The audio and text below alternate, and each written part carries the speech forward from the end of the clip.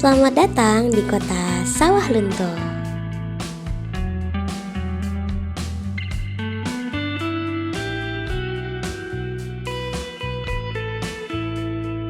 Sawah Lunto, indah sekali ya Wawa.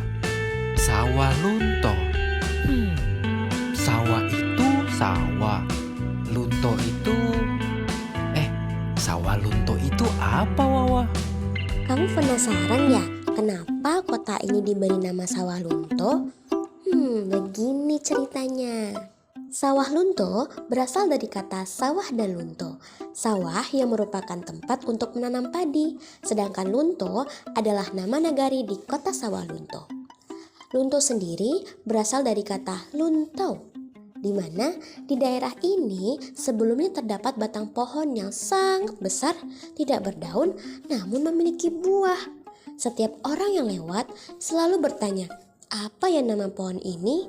Dan masyarakat menjawab luntau, luntau, luntau.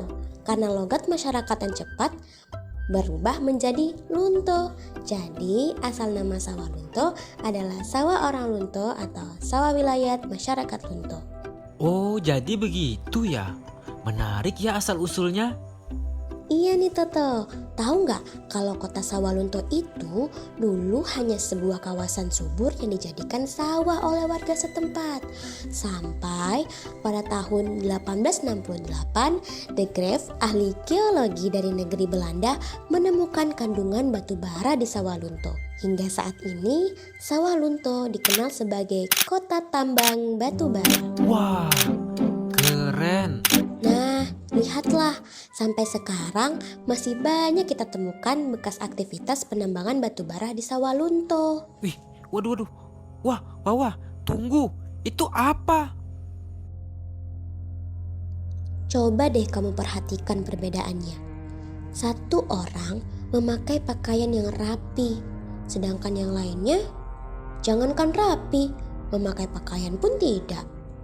Nah, yang memakai baju itu adalah mandor dan yang tidak adalah orang-orang rantai, pekerja paksa dari beberapa daerah di Indonesia. Mandor? Orang rantai? Itu maksudnya apa sih Wawa? Masih bingung ya? Toto, di daerah Sawah Lunto ada folklore yang berkembang tentang cerita orang rantai. Begini ceritanya. Hingga tahun 1898, pekerja tambang di Sawah Lunto masih mengandalkan tahanan yang dipaksa kerjasama penjajah Belanda. Mereka ini yang disebut orang rantai. Kenapa disebut orang rantai?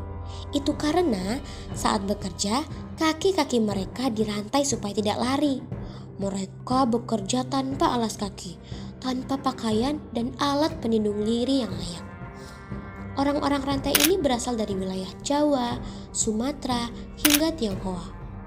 Mereka datang tanpa identitas yang jelas, karena saat mereka dijadikan pekerja, identitas mereka dihapus dan hanya diberikan nomor registrasi. Terus, kejamnya lagi, nomor itu dibuat dengan besi panas yang ditempelkan ke badan mereka. Hanya nomor itu yang menjadi pengenal mereka. Nah, disinilah mereka bekerja. Di dalam lubang ini, mereka bekerja dengan kaki dirantai. Di sini, semua kejadian terjadi.